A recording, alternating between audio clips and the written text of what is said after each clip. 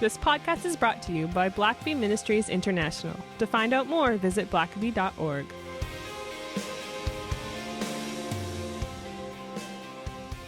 Well, welcome back to another episode of the Richard Blackaby Leadership Podcast. My name is Sam, and I'm your host, and we are here to help take your leadership to the next level. And here to do that is Richard Blackaby. Hold on to your hats, because we want to go to another level. Yeah, exactly. If I had a hat, I'd be holding it right now.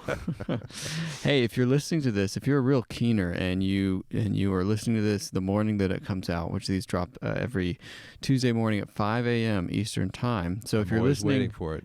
Oh yeah, me too. I usually set my alarm so I can. Eager to listen back. But if you're listening to this morning that it airs, then in a few hours from now, at 10 a.m. Eastern Time, we're doing the October monthly devotional series, and that is going to be on our Facebook page and on our YouTube channel. You just search Blackaby Ministries, and you'll be able to find it. And we started doing these back at the beginning of the year when COVID was shutting everything down, and we were doing those weekly because you weren't going anywhere. So we said we might as well do a weekly live devotional with Richard.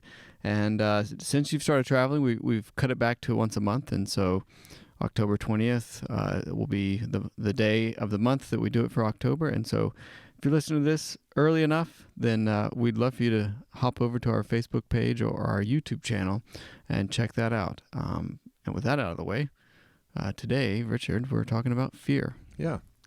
And, it's an interesting There's a lot to be... I could say there's a lot to talk about. There's a lot to fear, yeah. Well, there is a lot to fear besides fear itself. Why don't you set it up for us? Well, I suppose I've just learned increasingly over the years that to be a good leader, you have to have courage. It just takes courage to lead. And especially in this environment, there's a cancel culture, there's shaming, there's boycotting, there's all kinds of trolling and angry comments and disagreements. It used to be that you could disagree with people disagreeably or agreeably, and now it's if you're not towing the line, you need to be attacked and shamed and so on. And so, and there's just a lot of political correctness that at times as a leader you're going to want to not go along with, and that takes courage. You're going to have critics, you're going to have power brokers that are going to want to pressure you into doing what they want, and the easy thing often is just to go along with keeping everybody happy. But it takes courage to go against the grain, to take a stand, to do something that's unpopular, and courage is kind of a fascinating thing, as is fear. And I want to talk just about facing your fears today. And it's interesting to me just watching people. People are afraid of different things. It's not just that fear is the same for everybody. Yeah. Fear is one of those really unusual things because a person could be not the least fearful of some dangerous thing. I mean, they might want to go motocrossing, and they might want to go rock climbing or zip lining or skydiving and get a kick out of it. And then all of a sudden a spider crosses their knee and they freak out. It's like, well, you skydived and you weren't afraid of that, but you were afraid because you saw a spider crawling across your jeans. That what on earth is, like in a scale of magnitude, what you should be afraid of and not, doesn't make sense. But that's kind of the way fear is. We all have our fears, and they're different, and it's not the same for everybody. So I've mentioned my twin grandsons a lot, but it's been a fascinating study for me because they're fraternal twins. They're not identical, but they're both 5, and they've had the exact same life, same parenting, same everything.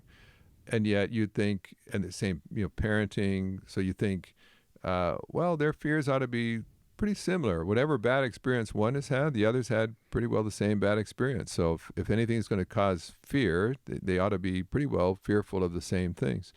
And yet that's not really the case. I remember before COVID that my son Daniel had a family pass to Six Flags, and so he'd take his kids there on weekends, and they were trying to get into the roller coaster scene. Oh, yeah. As 5-year-olds, there's a kind of a height limit to what ones they can ride, but gotta wear your special shoes. So yeah, you can, your thick insoles, you so you're get on just the tall ride. enough to get in that next level. And Emerson is 2 minutes older, and he was handling, I think it was a Spider-Man ride or something that was, for them, was kind of their scary ride that they Yeah. were just stretching into. And Logan is 2 minutes younger, and he was a little more nervous of that. And you can't really explain it. It's a safe roller coaster. It's not one of the real big ones. But for some reason, Emerson, he's a little bigger, a bit stronger, and so for whatever reason, he could handle it better. And but then, like, we'd go to the beach to Destin 2 years ago, and Logan is running straight into the waves, and Emerson's hanging around at the shoreline, intimidated.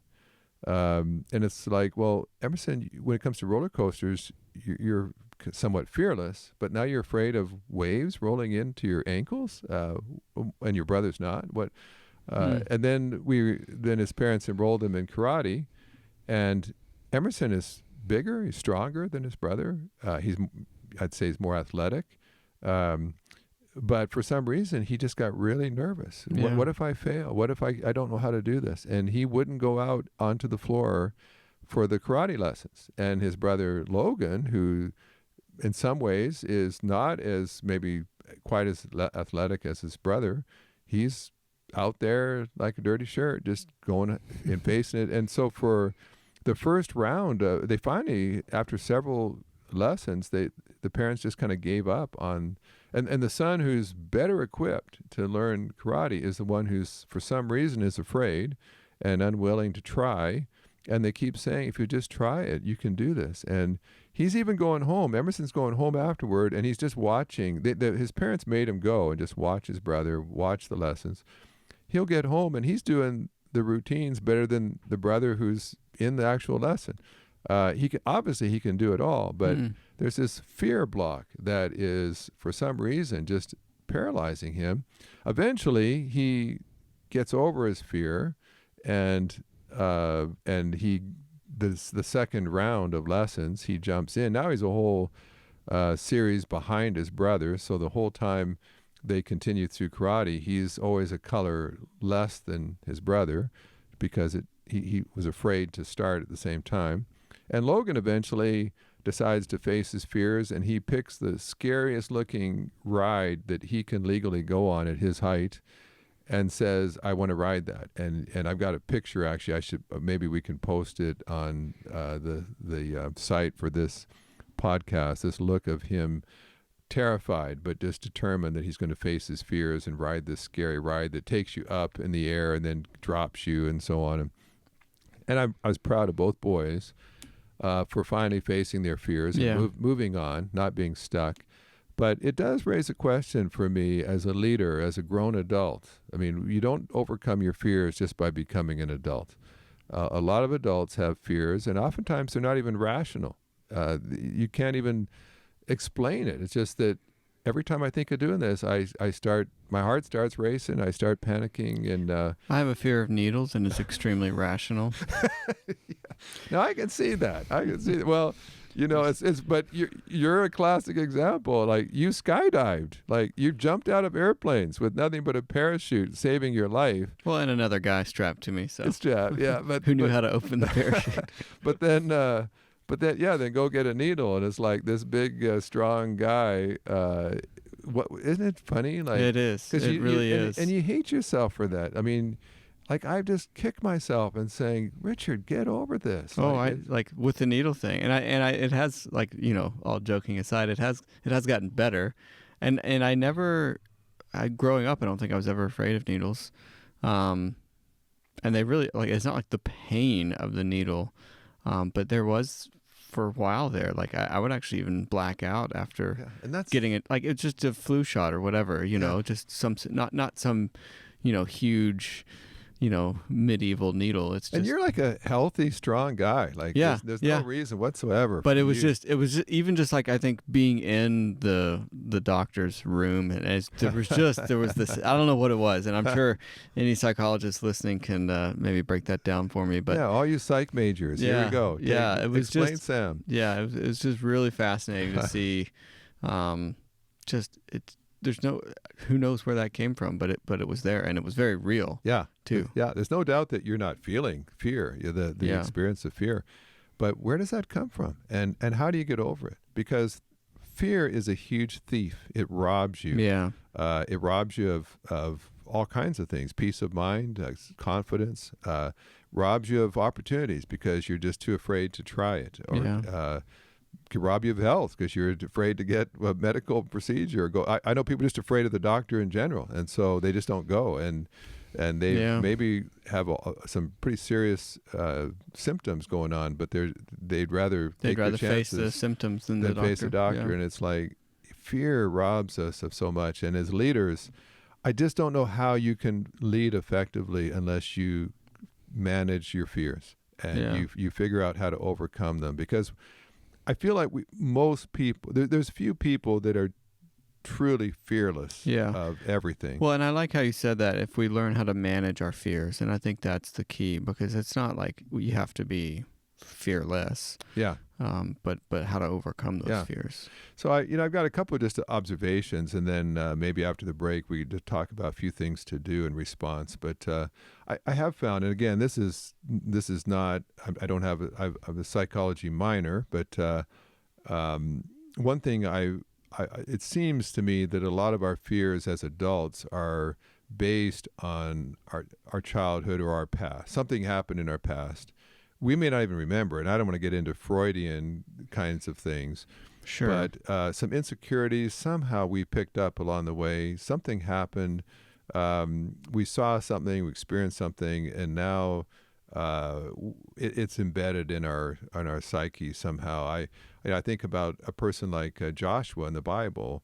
You get to Joshua chapter 1, and God keeps saying to him, "Fear not, be of good courage." Yeah. And it's like, why do you have to keep telling him this? Like, he's been Moses's general. Like, he's been the guy running the army. Why is God having to keep telling him, "Don't be afraid, don't be afraid"? And the Bible doesn't really tell us why God does that, but the fact is, Joshua grew up as a slave. He grew up watching Egyptian taskmasters whipping the adults in the group, and Yeah.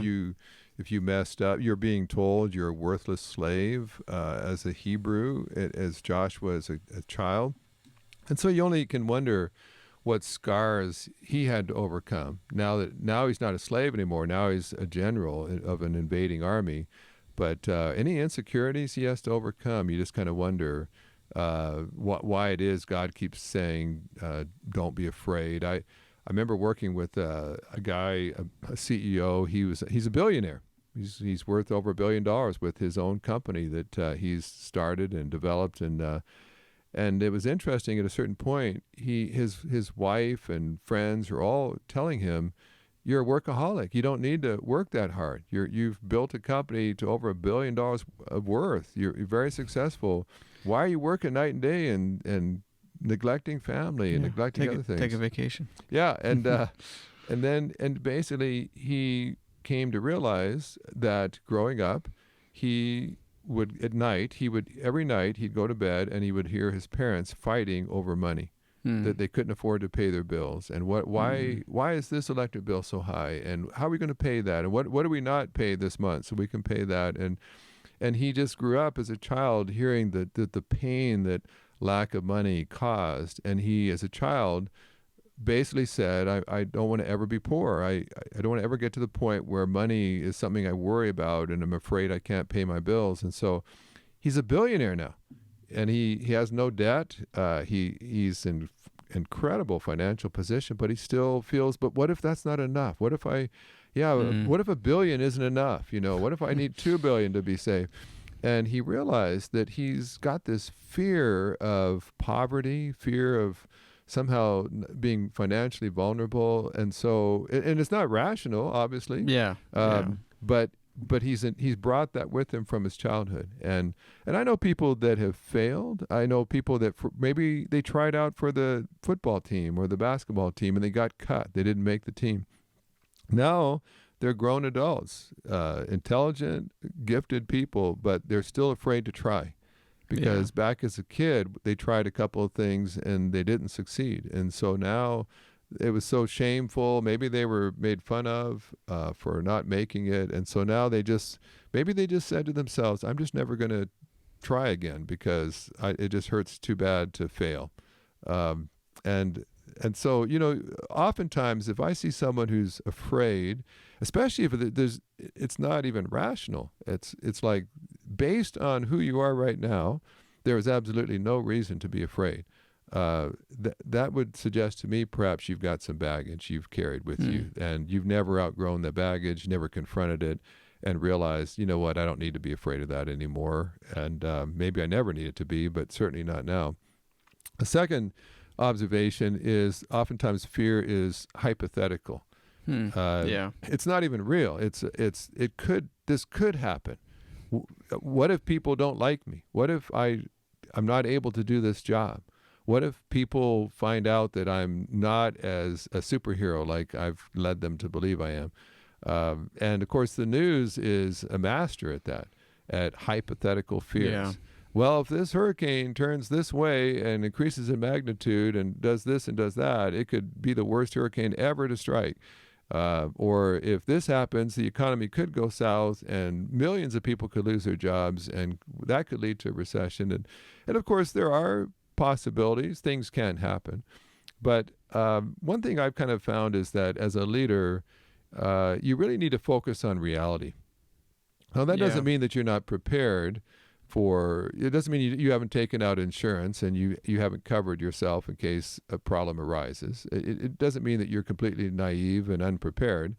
But at the end of the day, your emotions ought to be primarily based on reality, not based on what is happening, not what could happen. Right. Because, of course, bad things could always happen.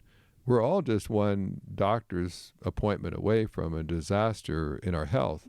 We're one crash, someone rear-ending us from serious medical complications.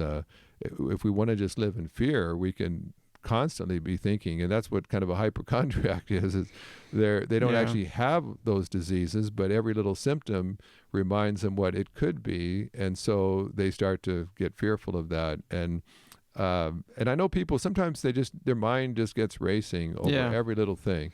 Well, if you have an imagination, I think anyone with an imagination can potentially struggle with this one because it's, there's so many possibilities and you can, and sometimes you can play it out in your head too. Just play out the whole scene. This is how it's going to go down. I'm going to do this and that, and this is going to happen. And I know nurses that are vulnerable to that. I mean, they feel sort of like, because they know just enough of medical conditions that every little ailment or pain or ache is like this is probably nothing, but it could be fibromyalgia. It could be a tumor. It could be this. It could be that. And it's like, well, it could be. But before you hit the panic button, maybe make a doctor's appointment, maybe check it out, maybe sleep on it, see if that pain goes away tomorrow.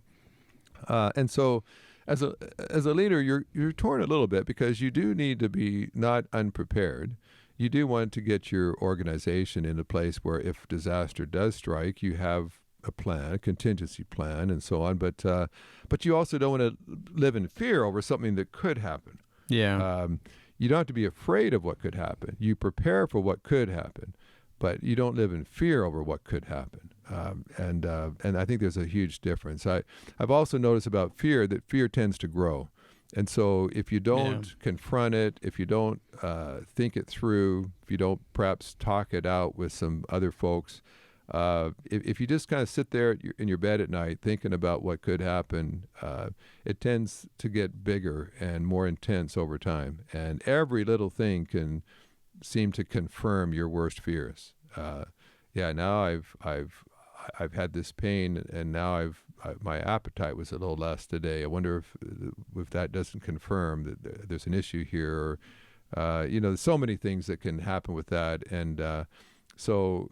I find that that's why you need to address it, because just ignoring your fears oftentimes tends to just, it's hard to do that. It comes back with a vengeance, and it just continues to grow, and especially if it's irrational to begin with. Yeah. It doesn't take much to add to an irrational fear. And then I just kind of piggybacking on that to say that fear is often irrational. It doesn't make sense. I've known people that were very, very successful. I mean, you looked at their track record, everything that they're afraid of has never happened. In fact, just the opposite has happened. They've always been successful, but they still live in fear that their luck is about to run out. Maybe this lucky streak's about over. And I've been promoted so far, but what if my boss doesn't like this? Or what if this project doesn't work out? And what if the economy tanks right now while we're a little vulnerable? And so you'd say, well, what fact are you basing this fear on? Where's the evidence that you should even be concerned? Well, you can't really point to a particular thing, but I'm just a little anxious about this. Well, what if? What are the indications that this is a what if? Where's the evidence that anything's headed south for you? Well, there isn't any evidence, but it could. And so I would just say, don't let the irrational, don't let stuff that's unsubstantiated derail you from what is reality. And I've literally known people that they lost marriages, they lost companies, they lost sleep, they lost all kinds of things over things that weren't even real. Yeah, but the potential. Yeah, but it could have happened. Yeah. And I just say, life is complicated enough just dealing with actual what reality. What is happening, that you don't need to get into a place where you're now wrestling with stuff that isn't even happening. And then maybe just a final thing, a fifth thing, is that most of our fears are worse when we're alone. When you're at night, alone in bed, maybe trying to sleep, you're traveling on the road, you're in a hotel room somewhere. I've had those times. I've been on the road and had strange pains, or different things happen. Is it finally the appendix? Yeah, it's like, oh no, it's going to go, and I'm. Wait, which side is that on again? It's always the appendix. Every time you've eaten too much at that all-you-can-eat buffet, it's the whole appendix is going. And so I found, and of course, an answer to that is have some people walk with you, have some calm second opinions saying, hey, that's I wouldn't hit the panic button yet, and odds are really low that would actually be that kind of a serious thing.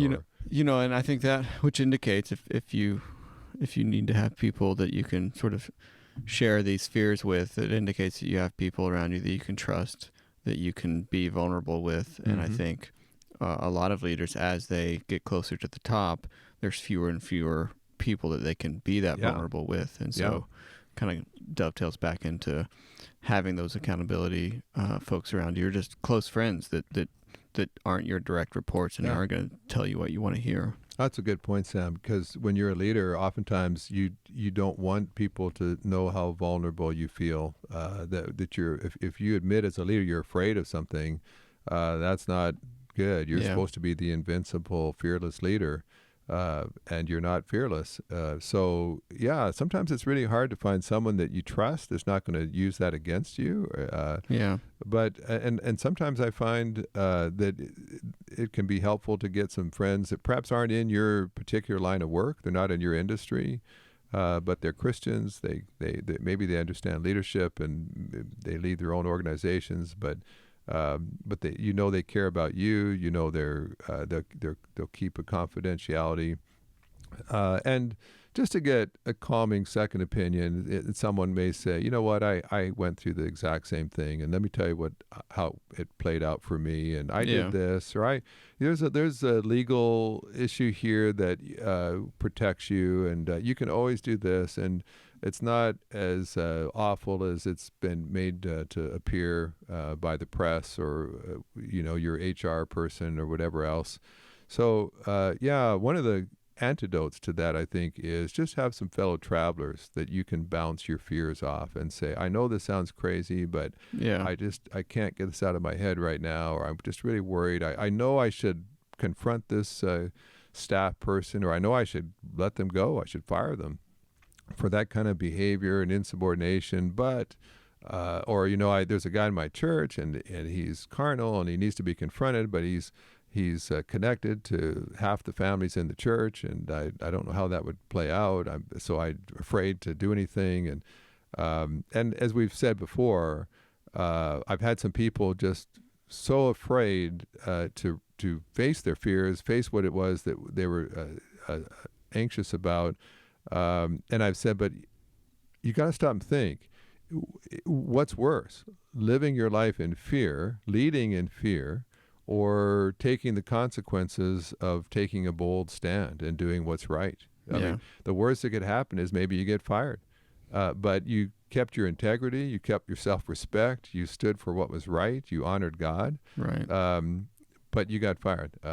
Would that be better than to compromise your integrity, harm the church, harm the reputation of God, because you were afraid of what might happen if you actually did the right thing? And so you have to kind of think those through, and that's where some fellow travelers helping you look at the situation from every angle is helpful. I think sometimes when we're fearful, we tend to fixate from one particular perspective, and there's more than one perspective, and it's good to get the full picture. And oftentimes once you do that, it immediately kind of alleviates the fear, because you realize, well, yeah, that may be true, but these 6 other things are also true. And when I put all that on the table, I think this is doable and I can handle this. Well, let's take a quick break here, and when we come back, we'll look at some of the solutions or the antidotes to fear. Richard and Daniel Blackaby will be at the Billy Graham Training Center at the Cove on May 17th through 19th, 2021. The title of this event is On the Move, How God Increases Your Spiritual Influence. It was originally scheduled to be held this year, but due to COVID-19 has been rescheduled. You can find out more and register at thecove.org. Links will also be in the show notes. So Richard, as we face our fears, what's the best way, or what are some ways that you have found that help you overcome those fears when they do arise? Well, a couple things, Sam, just to touch on. We've kind of touched on some of this already, but one is just refuse to be enslaved to your fears. Just take a stand and say, just I stop will being not. fearful. Yeah, just stop it. Yeah. 2 Timothy 1:6, Paul, he was dealing with Timothy, who was always apparently wrestled with some timidity and fear. And Paul just basically says, God has not given us a spirit of timidity and fear. And so if you're living in fear, know that is not of God. It is just not of God for you to live in fear. Yeah. And so just take a stand and say whatever it's going to take, but I'm not going to live that way. And there was a comment recently, we don't really get into politics here, but recently after Trump had COVID, he just made a comment to say, don't let this control your life. Don't be afraid or live in fear. And a lot of people got upset with him and said that's this very callous view of all the suffering and so on.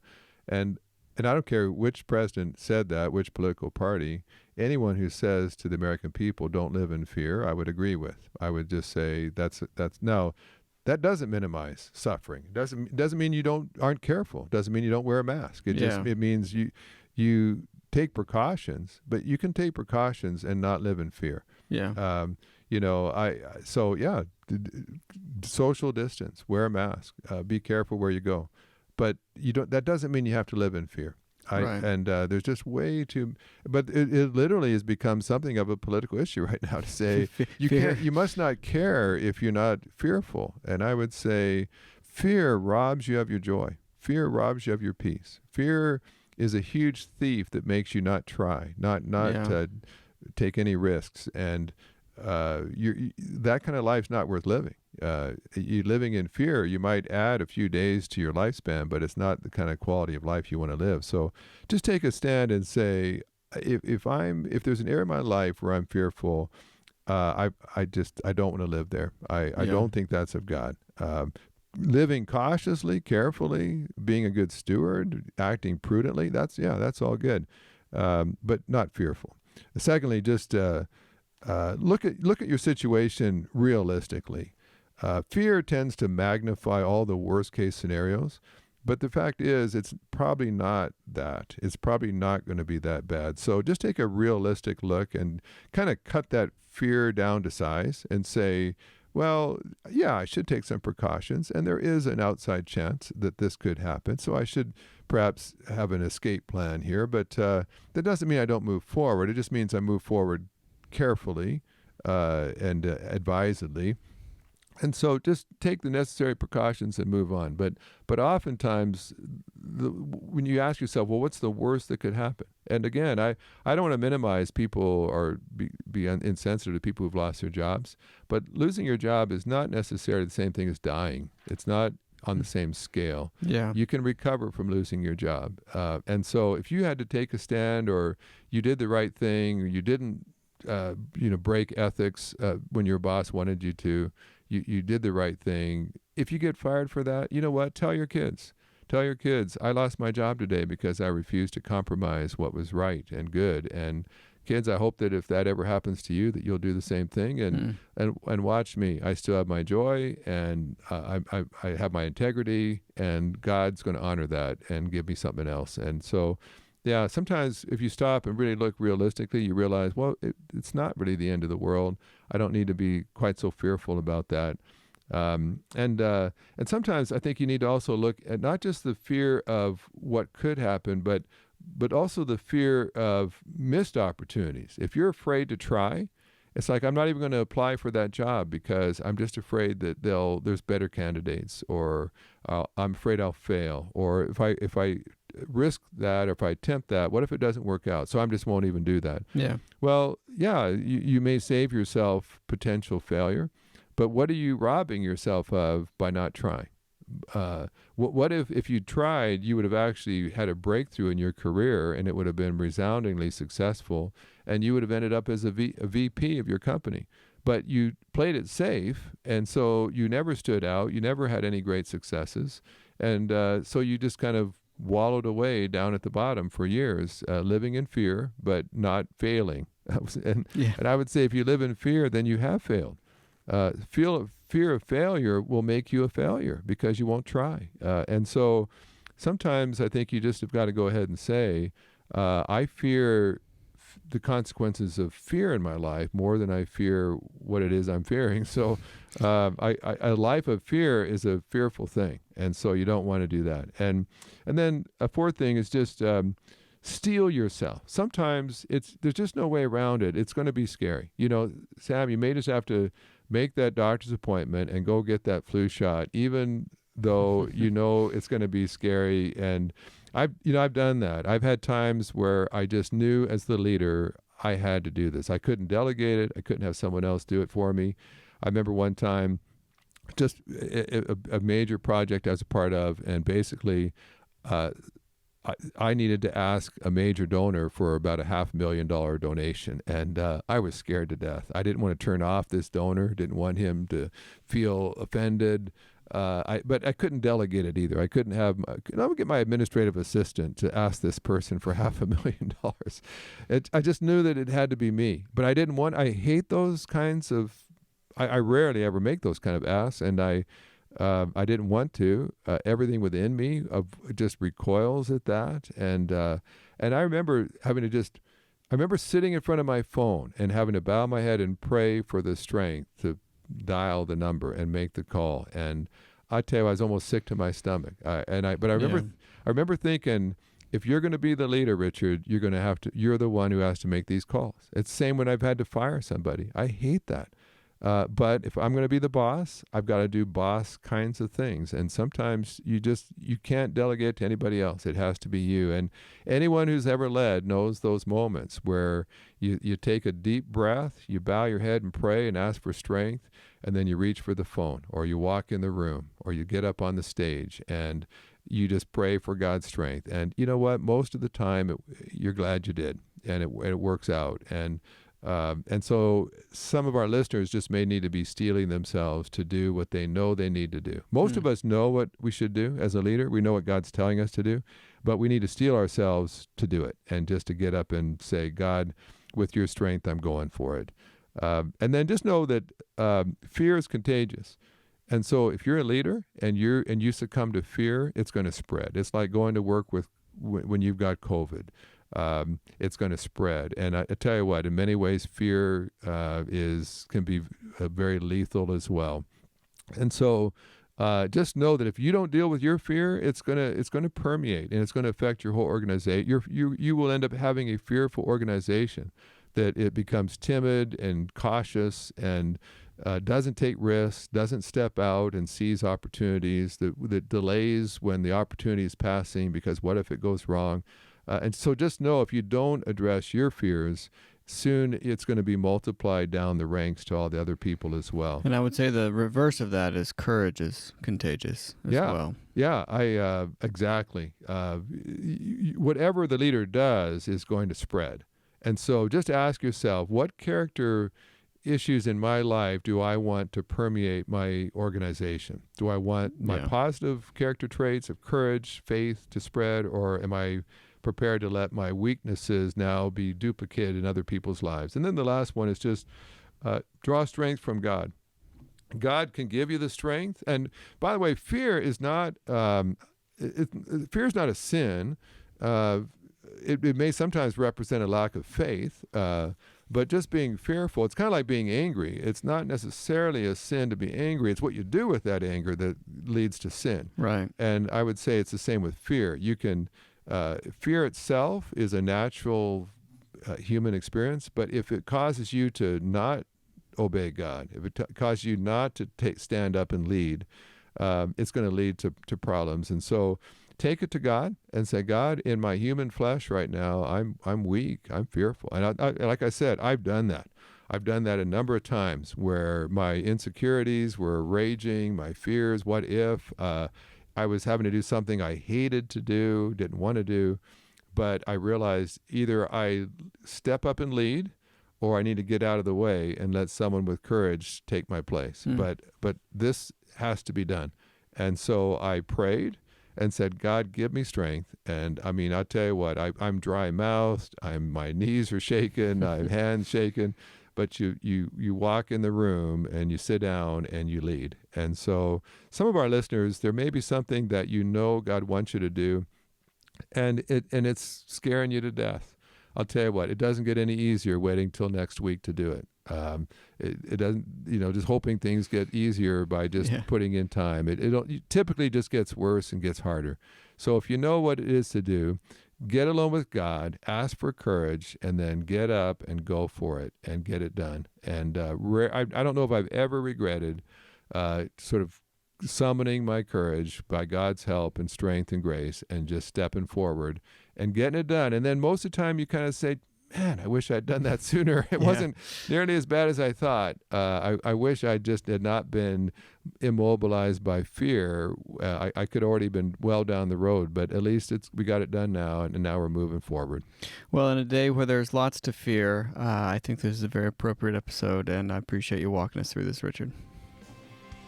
Thanks for listening to the podcast. If this is something you enjoyed, it really makes a difference if you leave a review and a 5-star rating on Apple Podcasts or wherever you listen. Don't forget to subscribe and share with your friends. We always love hearing from our listeners, so email us at podcast@blackaby.org.